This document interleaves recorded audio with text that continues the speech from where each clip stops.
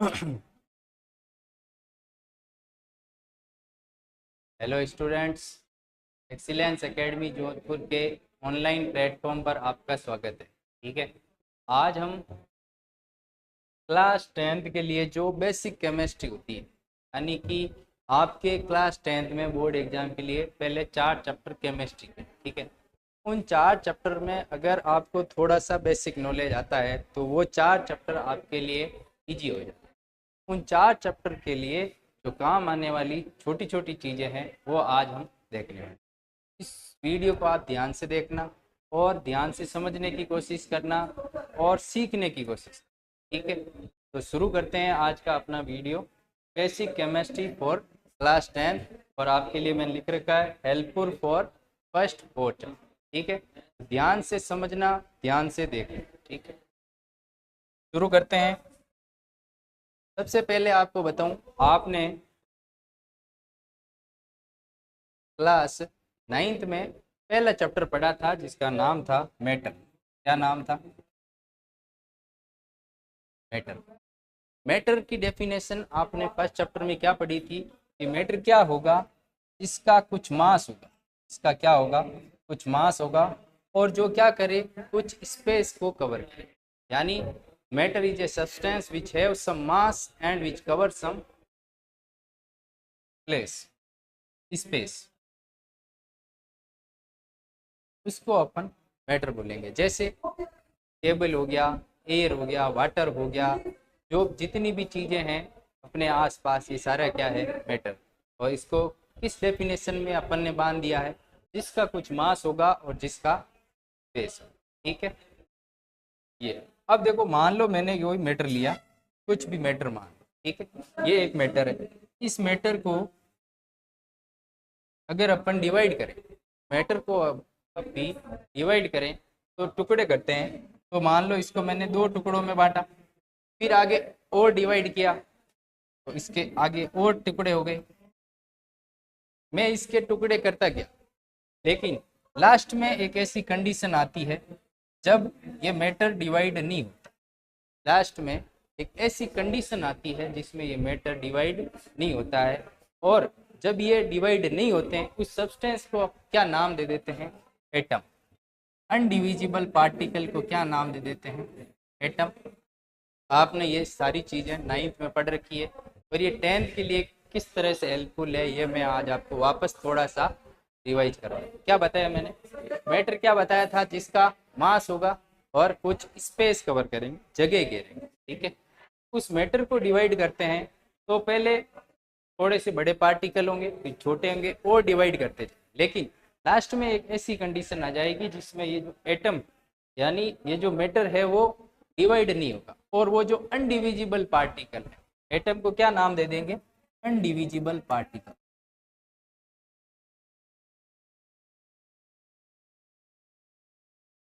ये जो अनडिविजिबल पार्टिकल है उसको क्या नाम दे देंगे? एटम दे। ठीक है, अब हम देखते हैं एटम के अंदर क्या क्या चीजें प्रेजेंट होती है। यानी आपका जो 9th का तीसरा चैप्टर था, एटमिक स्ट्रक्चर, यानी एटम की स्ट्रक्चर क्या है, क्या क्या एटम के अंदर होता है। ठीक है, ये समझने की कोशिश करना। सबसे पहले देखो, कोई भी एक एटम होता है, उसके बीच में होता है न्यूक्लियस। क्या होता है? न्यूक्लियस, जिसको अपन सेंटर बोलते हैं। और इस न्यूक्लियस के चारों ओर कुछ ऑर्बिट्स होती है। न्यूक्लियस के चारों ओर क्या होती है? कुछ ऑर्बिट्स होती है। इस मैटर की स्ट्रक्चर को बताने के लिए बहुत सारे साइंटिस्ट आए। थॉमसन आया था जिसने वाटरमेलन मॉडल दिया था। ठीक है, रदरफोर्ड आया था जिसने बताया था इस न्यूक्लियस की डिस्कवरी रदरफोर्ड ने की। ठीक है, उसने क्या कहा था कि मैटर का ज्यादातर पार्ट क्या है? खाली है और बीच में कुछ पॉजिटिवली चार्ज पार्टिकल सेंटर में अटैच है, जिसको इसने नाम दिया था न्यूक्लियस। ठीक है, तो यहाँ से आप क्या समझते हो? कोई भी एटम है, उस एटम की अगर अपन स्ट्रक्चर देखने की बात करें तो सेंटर में तो न्यूक्लियस होता है और उसके चारों ओर क्या होती है? ऑर्बिट्स होती है। ऑर्बिट्स को और क्या बोलते हैं? सेल। ऑर्बिट को और क्या बोलते हैं? सेल। अब देखो, यहाँ से आपको एक चीज समझनी है। कि ये जो न्यूक्लियस है इसके अंदर 2 पार्टिकल होते हैं, टोटल एटम के अंदर 3 पार्टिकल। 3 पार्टिकल कौन कौन से होते हैं आपको बता दूं। एक होता है इलेक्ट्रॉन, कौन सा होता है, इलेक्ट्रॉन। एक होता है आपका प्रोटॉन, और एक होता है आपका न्यूट्रॉन। एक होता है इलेक्ट्रॉन, एक होता है प्रोटॉन, और एक होता है न्यूट्रॉन। इनकी डिस्कवरीज भी आपको याद होनी चाहिए। इनकी डिस्कवरीज में बता देता हूँ। इलेक्ट्रॉन की जो डिस्कवरी है वो की थी जे थॉमसन। किसने की थी, जे थॉमसन ने की थी। उसके बाद प्रोटॉन, प्रोटॉन की जो डिस्कवरी है वो आपकी की थी जेम्स चैडविक ने। गोल्ड स्टीन, प्रोटीन किसने की थी, गोल्ड स्टीन। और जो न्यूट्रॉन है उसकी डिस्कवरी की थी जेम्स चैडविक ने। एक तो आप ये 3 डिस्कवरीज याद कर लेना। Electron J Thomson, proton Goldstein, और न्यूट्रॉन जेम्स चैडविक। ये 3 चीज याद होगी। तो मैंने क्या बताया, एटम के अंदर ये 3 पार्टिकल। अब ये 3 पार्टिकल कहाँ कहाँ पर होंगे आपको याद रखना है। न्यूक्लियस के अंदर 2 पार्टिकल होंगे, प्रोटॉन और न्यूट्रॉन। प्रोटॉन प्लस किसके अंदर होंगे, न्यूक्लियस के अंदर। और जो इलेक्ट्रॉन है वो आपके इन ऑर्बिट्स में क्या करेगा, रिवॉल्व करेगा। इलेक्ट्रॉन क्या करेगा, ऑर्बिट्स में रिवॉल्व करेगा। ये याद रह जाएगा। अगली बात क्या देखते हैं कि इलेक्ट्रॉन पे क्या चार्ज होता है, प्रोटॉन पे क्या चार्ज होता है, और न्यूट्रॉन पे क्या चार्ज होता है। ठीक है, तो देखो अगर अपन इलेक्ट्रॉन की बात करें, इलेक्ट्रॉन के ऊपर अपन ऐसे माइनस लगे, यानी ये जो इलेक्ट्रॉन है ये कैसा है, नेगेटिवली चार्ज है। कैसा चार्ज है,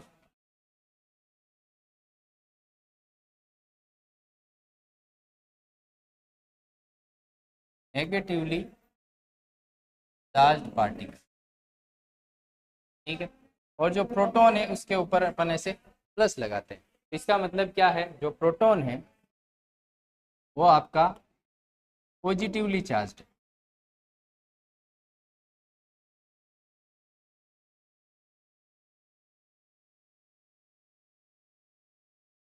ठीक है, और जो तीसरा आपका पार्टिकल है न्यूट्रॉन, वो इलेक्ट्रिकली क्या है, न्यूट्रल है, यानी कि इसके ऊपर कोई भी चार्ज नहीं है, जीरो चार्ज। तो याद रखना न्यूट्रॉन पे कैसा चार्ज है, जीरो चार्ज, इसलिए इसको बोलते हैं न्यूट्रल।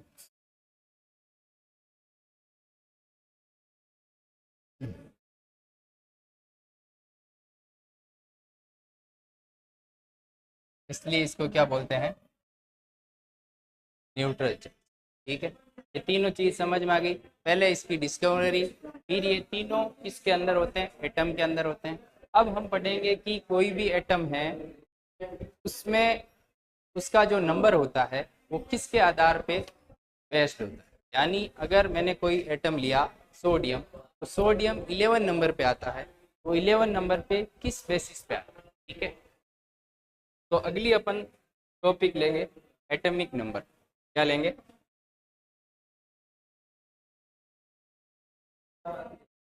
एटॉमिक।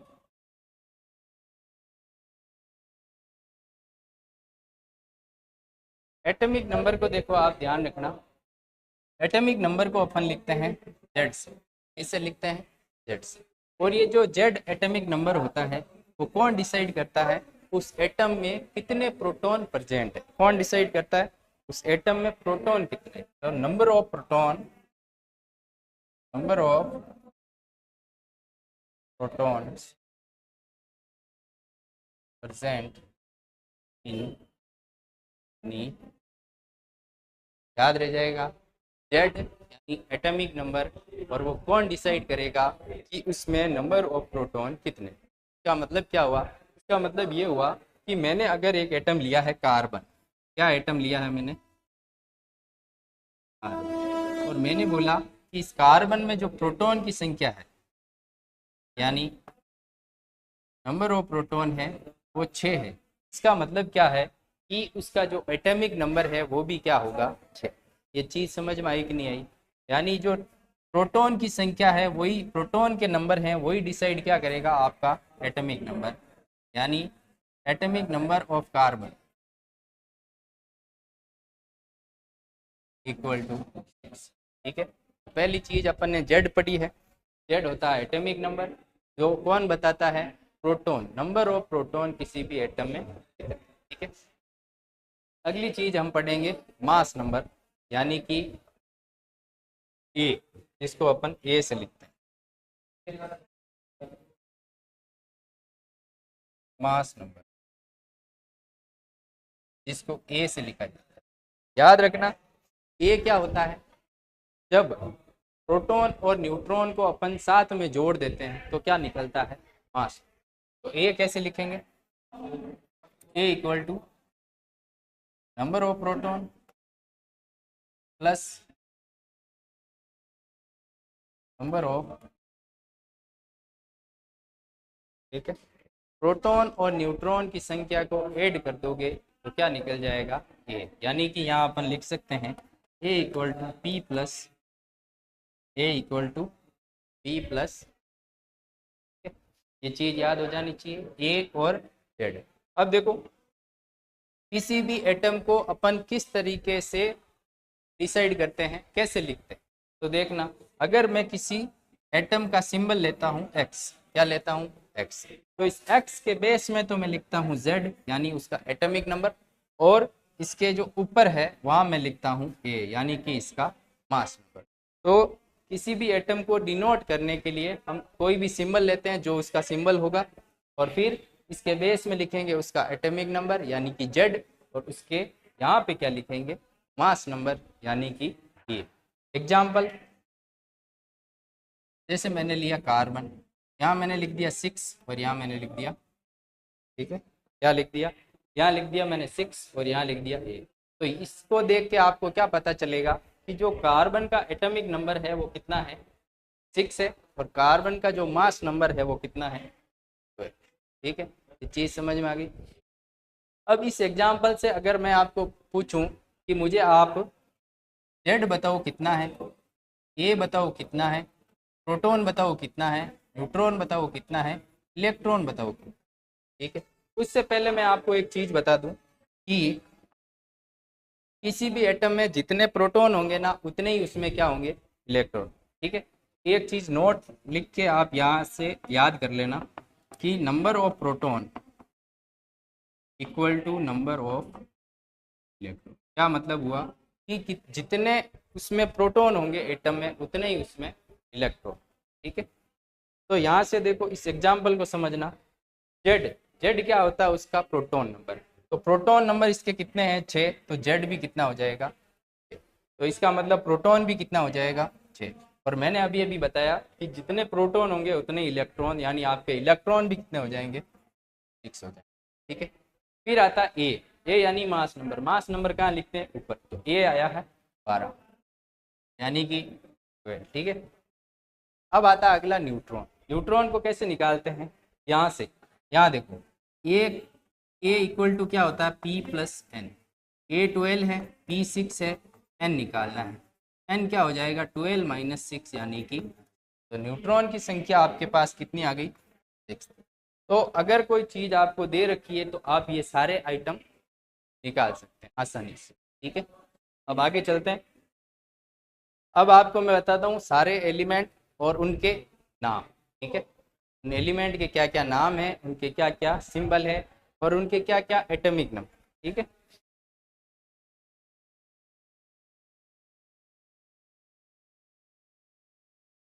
ये देखिए आपके सामने लिस्ट है, आपके 10th में फर्स्ट से लेकर 20 तक सीरीज में आपको एलिमेंट्स यानी कि एटम के नंबर, उनके सिंबल, उनके नाम याद होने चाहिए, ठीक है। तो सबसे पहले आता है आपके हाइड्रोजन। यहाँ देखो, यहाँ मैं ऊपर लिख देता हूँ जेड, ये है इसका सिंबल और ये है इसका नेम, ठीक है। लिख दिया, बोल दिया मैंने, अगर आपको नहीं दिख रहा है तो, बाकी ये आपको दिख जाएगा। सबसे पहले हाइड्रोजन है जिसका सिंबल एच है। अच्छा, सिंबल के बारे में मैं एक बात आपको क्लियर कर देता हूँ, यहाँ साइड में नोट लगा के याद रखना, किसी भी एलिमेंट का सिंबल क्या होगा, अगर किसी भी एलिमेंट का सिंबल एक लेटर का है तब तो वो हमेशा क्या होगा, कैपिटल। क्या होगा, इफ सिंबल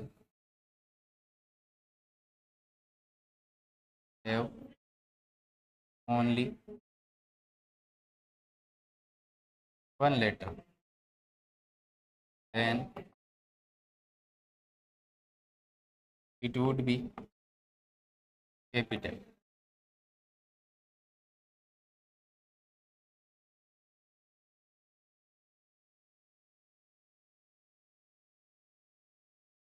क्या बताया मैंने इसमें? अगर किसी भी एलिमेंट का सिंबल एक लेटर का होगा तो वो हमेशा क्या होगा? capital।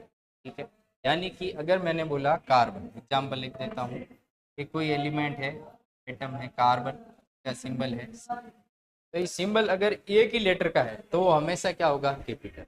यानी कि ये सिंबल आपका स्मॉल नहीं होगा, एक लेटर का है तो वो। दूसरा रूल क्या कहता है? अगर पहली बात तो दो से ज्यादा सिंबल हो गई नहीं, दो से ज्यादा लेटर का सिंबल हो गई, दो लेटर का ही मैक्सिमम हो सकता है आपके सिलेबस के हिसाब से। ठीक है, और उसमें भी अगर एक लेटर का है तो वो तो कैपिटल होगा, और अगर दो लेटर का है तो जो पहला लेटर है वो हमेशा कैपिटल होगा और जो दूसरा लेटर है वो क्या होगा?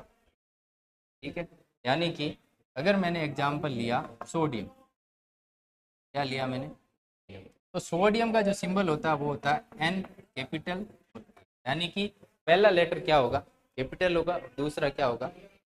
ठीक है, अब इसमें अगर ऐसा आ जाए एन ए तो ये आपका सिंबल गलत होगा। ठीक है, अगर कहीं पर ऐसा आ जाए एन ए, ये भी आपका गलत होगा। अगर यहाँ कहीं पर एन ए आ जाए तो ये भी आपका क्या होगा? और सही क्या होगा? पहला कैपिटल और दूसरा।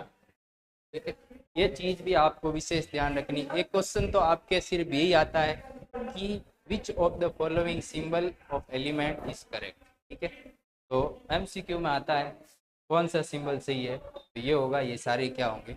गलत। ठीक है, तो ये पहला हो गया हाइड्रोजन, फिर हीलियम, फिर lithium, beryllium, boron, carbon, nitrogen, oxygen, chlorine, neon, sodium, magnesium, aluminium, silicon, phosphorus, sulphur, chlorine, argon. और 19 नंबर पे जो आपका आता है वो होता है पोटेशियम।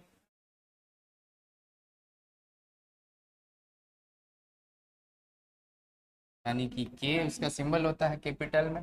20 पे होता है कैल्शियम, का सिंबल क्या होता है? ई। 20। ये हमारे एलिमेंट हो।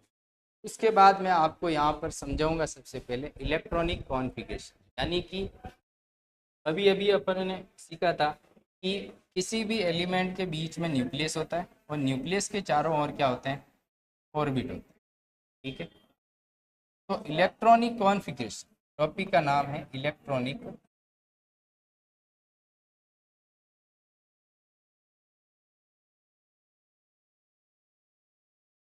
कॉन्फ़िगरेशन। इलेक्ट्रॉनिक कॉन्फ़िगरेशन का मतलब होता है कि इलेक्ट्रॉन का डिस्ट्रीब्यूशन, ऑर्बिट के अंदर इलेक्ट्रॉन किस तरह से डिस्ट्रीब्यूटेड है। यानी कि न्यूक्लियस के बाद अगर पहला ऑर्बिट है तो उसमें कितने इलेक्ट्रॉन है, अगला ऑर्बिट है उसमें कितने इलेक्ट्रॉन है, अगला ऑर्बिट है तो उसमें कितने इलेक्ट्रॉन। इलेक्ट्रॉनिक का डिस्ट्रीब्यूशन को क्या बोलते हैं? इलेक्ट्रॉनिक। तो अब क्या हुआ था, आपके एक साइंटिस्ट आया था नील्स बोर। ठीक है, 9th क्लास में आपने पढ़ा होगा। उसने ये थ्योरी दी थी कि जो न्यूक्लियस के बाद पहला ऑर्बिट आएगा उसका नाम है के, के से। ठीक है, और उसके लिए एन इक्वल टू क्या होता है? 1। यानी कि न्यूक्लियस के बाद first number N, first number पे आएगा के आएगा, उसके बाद जो आएगा वो आएगा 2, यानी कि उसके लिए सेल का नाम एल। के बाद जो आएगा वो होगा n इक्वल टू 3 यानी कि m, और उसके बाद जो भी आएगा उसका नाम क्या होगा? n, और n इक्वल टू क्या होगा? किसने बताया था? Niels Bohr. ठीक है, नील्स बोहर ने ये थ्योरी दी थी। के एल एम एन ये आपके क्या हैं? ऑर्बिट के नेम है, सेल के नेम। तो हमें देखना है कि इन ऑर्बिट में किस ऑर्बिट में कितने इलेक्ट्रॉन है। अब मैं आपको वापस ले चलता हूँ उस टेबल पे।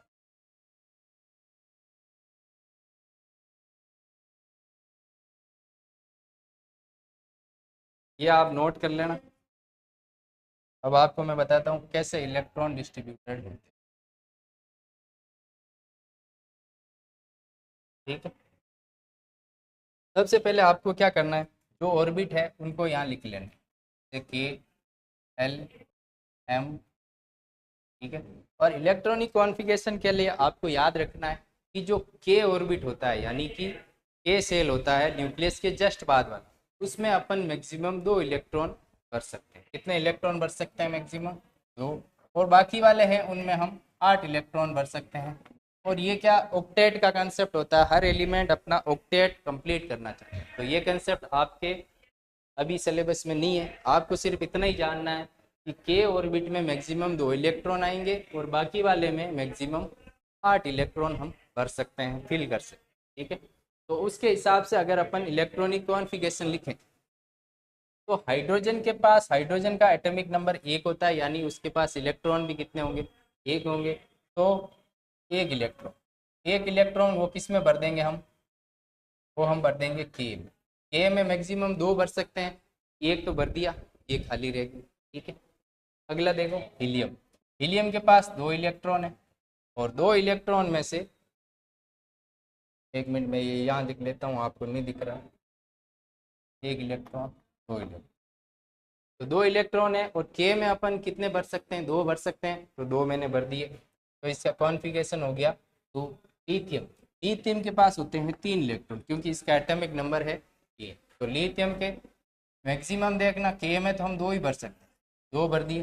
पीछे कितने बच गया? 1 इलेक्ट्रॉन, वो किस में डाल देंगे? एल में। अगली वाले ऑर्बिट में अपन इसको इलेक्ट्रॉन को फिल करेंगे। फिर बेरिलियम देखो 4 इलेक्ट्रॉन, तो 2 इलेक्ट्रॉन के में डालेंगे और अगले जो 2 बच गए वो एल में। इसी प्रकार हम इसको फिल करेंगे। तो देखो बोरॉन में 5 इलेक्ट्रॉन 2 एंड, कार्बन में 6 इलेक्ट्रॉन 2 और 4, नाइट्रोजन में 7 इलेक्ट्रॉन 2 और 5, ऑक्सीजन में 8 इलेक्ट्रॉन 2 और 6, क्लोरीन में 9 इलेक्ट्रॉन 2 और 7, और नियोन में 10 इलेक्ट्रॉन 2 और, अब आता है सोडियम यानी 11 इलेक्ट्रॉन। अब यहाँ देखो, यहाँ 2 और यहाँ कितने बच गए? 9। तो ये जो 9 है वो मैं यहाँ नहीं भर सकता। क्यों नहीं भर सकता? क्योंकि मैंने क्या लिखा ऊपर, एल में मैक्सिमम या एम में अपन कितने मैक्सिमम भर सकते हैं? 8 ही भर सकते हैं। तो ये हमारा गलत हो सकता है, इसलिए हम क्या करेंगे, इस 9 को यहाँ से हटाएंगे। मैक्सिमम कितने भर सकते हैं? 8। तो 2 यहाँ और 8। अभी कितने इलेक्ट्रॉन बच गए? 1 बच गया, वो मैं क्या करूँगा? अगले ऑर्बिट में डालूंगा। इसका जो कॉन्फ़िगरेशन हो जाएगा सोडियम का, वो क्या आ जाएगा? 2 8 और, ये आपको विशेष ध्यान रखना, मैक्सिमम इलेक्ट्रॉन जिसमें जो है उतने ही आप भर सकते हैं, या उससे कम भर सकते, उससे ज़्यादा आप नहीं भर सकते, ठीक है। वैसे ही मैग्नीशियम में 12 होता है, तो 2 8 2। एल्यूमिनियम में 13 इलेक्ट्रॉन 2 8 3। सिलिकॉन में 14 इलेक्ट्रॉन 2 8 4। फॉस्फोरस में 15 2 8 5। सल्फर में 16 2 8 6। क्लोरीन में 17 2 8 7। और आर्गन में 18 2 8, ठीक है। यहाँ पर भी आर्गन में आप देखोगे 8 इलेक्ट्रॉन फिल हो गए। और इसके बाद जो अपन जैसे देखें 19, यानी कि जो आपका पोटेशियम होगा, इसमें क्या आ जाएगा? 2 8 8, यानी कि इसमें अपन 9 नहीं भर सकते, तो उसके लिए अगला ऑर्बिट आपने को सेल लेना ही पड़ेगा। ये हो गया आपका कॉन्फ़िगरेशन। तो कॉन्फ़िगरेशन का मतलब क्या होता है? किस ऑर्बिट में कितने इलेक्ट्रॉन फिल है, ठीक है, ये ध्यान। उसके बाद मैं आपको एक और कंसेप्ट यहाँ पे समझाता हूँ, इसके साथ ही वैलेंसी। क्या समझाता हूँ? वैलेंसी याद रखना। वैलेंसी वेरी इंपॉर्टेंट है, किसके लिए? जब आप आगे फॉर्मूले बनाओ किसी भी एटम का, जैसे सोडियम क्लोराइड, सोडियम क्लोराइड को NaCl, NaCl ही क्यों लिखा, ये Na क्यों नहीं लिखा, या ClNa क्यों नहीं लिखा, ठीक है। तो इसके लिए काम आती है वैलेंसी, ठीक है। अब देखो वैलेंसी निकालने के लिए, वैलेंसी की वैसे फुल फॉर्म क्या होती है? Combining capacity of an element. क्या होती है? कंबाइनिंग कैपेसिटी ऑफ एन यानी कि एक एलिमेंट दूसरे एलिमेंट से जुड़ता है, उसकी क्या कैपेसिटी है, के हिसाब से उसकी वैलेंसी डिसाइड करती है। ठीक है, तो वैलेंसी निकालने के लिए आपको क्या करना है, इन ऑर्बिट में इलेक्ट्रॉन को या तो निकालना है या तो पूरा भर देना। पूरा भरने का मतलब है कि के में मैक्सिमम कितने हैं, 2। तो अगर मैक्सिमम 2 है और 2 आपने कम भर रखे हैं, तो या तो आप इसको पूरा फिल कर दो, पूरा भर दो, या फिर इसको क्या करो, पूरा खाली कर दो। या तो पूरा कंप्लीटली एम्प्टी खाली कर दो, या पूरा इसको कंप्लीटली फिल्ड कर दो। ठीक है, अच्छा, इससे पहले मैं आपको एक कंसेप्ट और बताता हूँ। जब भी किसी एटम में आप इलेक्ट्रॉन जोड़ते हो या इलेक्ट्रॉन निकालते हो तो क्या होता है, याद रखना, जब भी इलेक्ट्रॉन किसी भी न्यूट्रल एटम में जुड़ता है तो उस पर नेगेटिव चार्ज आता है, और जब भी इलेक्ट्रॉन किसी एटम से निकलता है तो उस पर पॉजिटिव। क्या मतलब हुआ, यहाँ देखना, जैसे मैंने लिखा जेड, जेड क्या होता है, किसी भी एटम का एटॉमिक नंबर।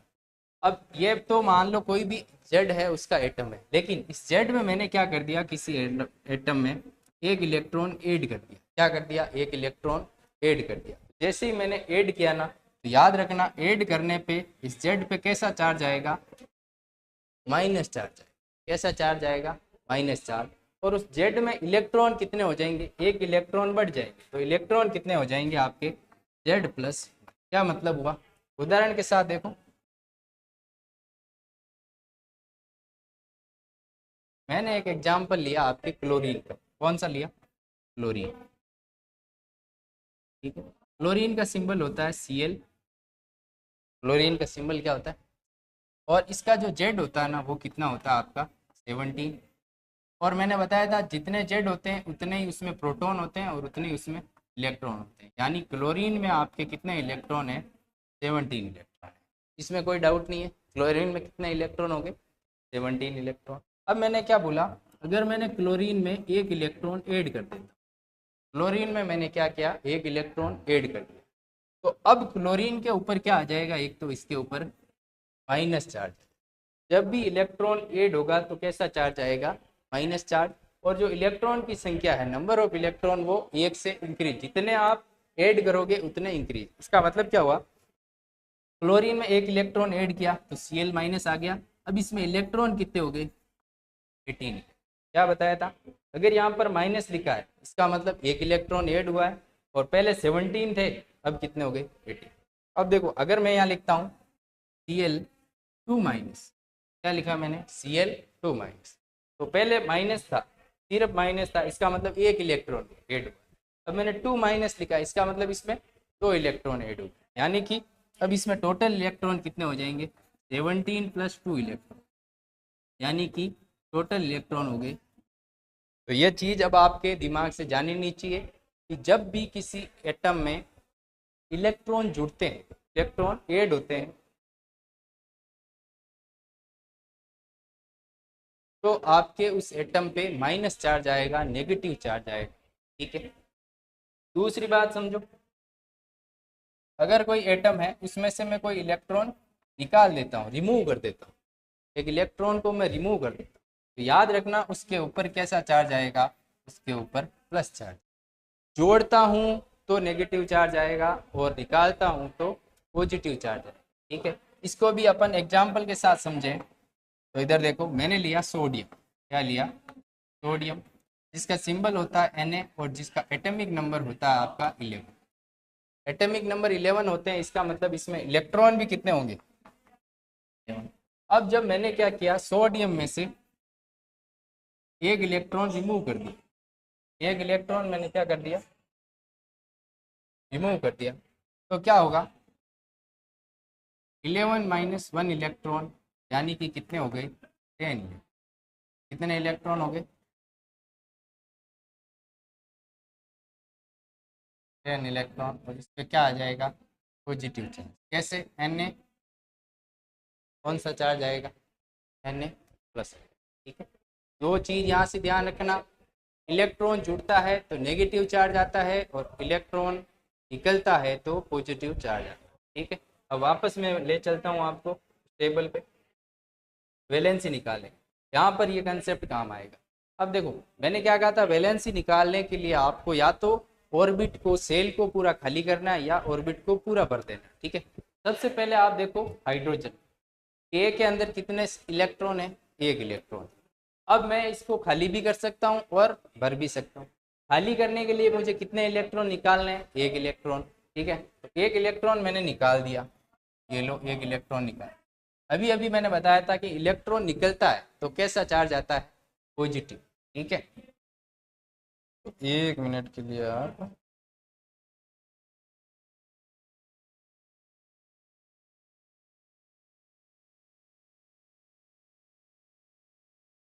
एक इलेक्ट्रॉन निकला तो इसके ऊपर आ गया प्लस चार्ज। फिर देखो अब मैं क्या करूंगा, इसको पूरा भी भर सकता हूँ। उसके लिए भी कितने इलेक्ट्रॉन चाहिए, एक इलेक्ट्रॉन। तो पूरा भरने के लिए एक इलेक्ट्रॉन डाला, तो डालने पे कौन सा चार्ज आता है, माइनस चार्ज। तो हाइड्रोजन की वैलेंसी क्या हो गई आपके, +1 और -1। हाइड्रोजन की दो वैलेंसी हो गई।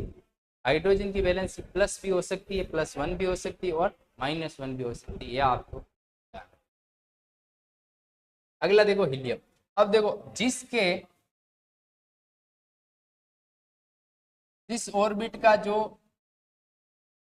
ऑर्बिट में अगर इलेक्ट्रॉन पूरे भरे हुए हैं ना, उसको अपने को नहीं छेड़ना, उसको हम नहीं खाली कर सकते या नहीं इलेक्ट्रॉन ऐड, क्योंकि उनकी जो एनर्जी होती है ना वो मैक्सिमम होती है, और उतनी एनर्जी हमारे पास नहीं होती है कि हम उसमें से इलेक्ट्रॉन निकालें या इलेक्ट्रॉन ऐड करें। तो जिसका ऑर्बिट कंप्लीटली फिल्ड है उसको हमें नहीं छेड़ना। तो इसमें अपन ने ना तो इलेक्ट्रॉन ऐड किया ना निकाला, तो इसकी वैलेंसी क्या हो जाएगी, 0 हो जाएगी, ठीक है। अगली बात देखते हैं लिथियम। लिथियम में ये तो पूरा भरा हुआ है, और हमेशा वैलेंसी किससे निकालेंगे, आउटर मोस्ट ऑर्बिट। हमेशा वैलेंसी किससे निकालेंगे, आउटर मोस्ट, यानी सबसे बाहर वाला ऑर्बिट। जैसे हाइड्रोजन के लिए के वाला बाहर वाला है, हीलियम के लिए जो के है वो आउटर मोस्ट है, लिथियम के लिए जब लास्ट इलेक्ट्रॉन किस में एंटर हो रहा है, एल में, तो ये इसका क्या हो जाएगा, आउटर मोस्ट। ये भी याद रखना है कि वैलेंसी किससे निकालेंगे, आउटर मोस्ट। अब देखो लिथियम में एक इलेक्ट्रॉन एल में है। अब लिथियम के लिए क्या है, आपको एक इलेक्ट्रॉन निकालना तो इजी है, लेकिन पूरा भरने के लिए आपको कितना इलेक्ट्रॉन डालने पड़ेंगे, 7 इलेक्ट्रॉन इसमें ऐड करने पड़ेंगे। तो हमेशा हमें कौन सी चीज करनी है, जो इजी रहे, यानी कि इसमें हम अगर एक इलेक्ट्रॉन निकाल देना तो उसके लिए हमें एनर्जी क्या चाहिए, कम चाहिए, और 7 इलेक्ट्रॉन ऐड करने के लिए एनर्जी ज़्यादा खर्च। हमें कौन सा करना है काम, जिसमें एनर्जी क्या हो, कम खर्च। मैं क्या करूंगा, इसमें से एक इलेक्ट्रॉन निकालूंगा। एक इलेक्ट्रॉन निकालूंगा और निकालने पे कौन सा चार्ज आता है, पॉजिटिव चार्ज होता है, ठीक है। लिथियम की वैलेंसी, अब देखो आप वैलेंसी लिखते कैसे हो, H+, लिथियम प्लस, ये ऐसे हम वैलेंसी लिखते हैं, उसके ऊपर चार्ज लिखते हैं, वही उसकी क्या होती है, वैलेंसी, ठीक है। अगला देखो बेरिलियम, 2 इलेक्ट्रॉन निकालेंगे तो वैलेंसी क्या हो जाएगी, 2। तो क्या लिखेंगे, बेरिलियम 2+। 3 इलेक्ट्रॉन निकालेंगे तो क्या हो जाएगा, +3। और ये कौन सा है, बोरॉन, बोरॉन +3। अगला देखो कार्बन। कार्बन में से 4 इलेक्ट्रॉन, अच्छा कार्बन का केस इंपॉर्टेंट है। कार्बन में क्या, आधे भरे हुए, कार्बन में क्या है, आधा ऑर्बिट पूरा भरा हो, यानी 4 अपन निकाले तो भी सेम एनर्जी खर्च होती है, और 4 डाले तो भी सेम एनर्जी अपने को खर्च करनी पड़ती है। तो अपन क्या करेंगे, 4 निकाल भी सकते हैं, 4 डाल भी सकते हैं। अगर मैं 4 इसमें से निकाल दूं तो इस पे ऊपर चार्ज आ जाएगा +4, और इसके ऊपर 4 डाल दूं तो चार्ज आ जाएगा -4। तो इसको अपन कैसे लिख सकते हैं, कार्बन +4 और कार्बन -4। ये चीज़ आपको ध्यान होना चाहिए, ठीक है। अब आप इन सब की वैलेंसी आसानी से निकाल सकते हो, ध्यान से देखना। नाइट्रोजन, अब देखो यहाँ पर नाइट्रोजन के लिए यहाँ हो गई 5। अब कौन सा काम इजी रहेगा, 5 निकालना या 3 ऐड करना। तो हमें एनर्जी किस में कम चाहिए, 3 ऐड करना। तो यहाँ मैं क्या करूँगा, 3 ऐड करूँगा। ऐड करने पे कौन सा चार्ज आता है, माइनस। तो नाइट्रोजन की जो वैलेंसी हो जाएगी वो क्या हो जाएगी, -3। अगला देखो ऑक्सीजन, 2 ऐड करेंगे यानी कि -2, तो वैलेंसी क्या हो जाएगी। अब देखो फ्लोरीन, फ्लोरीन पे एक इलेक्ट्रॉन ऐड करेंगे, ऐड करने पे माइनस चार्ज, तो फ्लोरीन पे क्या आ जाएगा, -1। अगला देखो नियोन, नियोन में देखो पूरा भरा हुआ है, मैंने बोला था पूरे भरे हुए को हमें कहीं ना छेड़ना ही नहीं है, तो यहाँ क्या हो जाएगा, 0। अब अगला देखो, अगला अपन अगली ऑर्बिट। तो जैसे ऊपर किया वैसे ही नीचे करना है। ये वैलेंसी हो जाएगी +1 Na +2 मैग्नीशियम 2 +3 एल्यूमिनियम की वैलेंसी क्या हो जाती है। ये वैलेंसी आपके काम आएगी आगे फॉर्मूले बनाने में, जो फॉर्मूला मेकिंग करेंगे अपन अगले टॉपिक के साथ। तो ये जो इम्पोर्टेंट है ये आपको ध्यान है। तो इस टेबल को आपको पूरा करना है। +4 -4 सिलिकॉन और कार्बन की वैलेंसी एक जैसी होती है, +4 -4। आगे फॉस्फोरस -3, सल्फर -2, क्लोरीन -1 और आर्गन 0 और पोटेशियम हो गया प्लस का। तो ये वैलेंसी आपको ध्यान रखना। अब आपको सीधा क्या याद रखना है, मैंने बोल दिया फ्लोरीन की वैलेंसी तो -1, फ्लोरीन की वैलेंसी तो माइनस, मैंने बोला सोडियम की वैलेंसी तो +1, सोडियम की वैलेंसी। ये ऐसे डायरेक्ट याद रखें, ठीक है। ये मैंने तरीका बता दिया वैलेंसी कैसे निकालते हैं। अब अगली वीडियो में हम देखेंगे कि फॉर्मूले कैसे बनते हैं। उसके लिए यहाँ तक आपको याद होना चाहिए और आगे हम अगली वीडियो में देखें। धन्यवाद।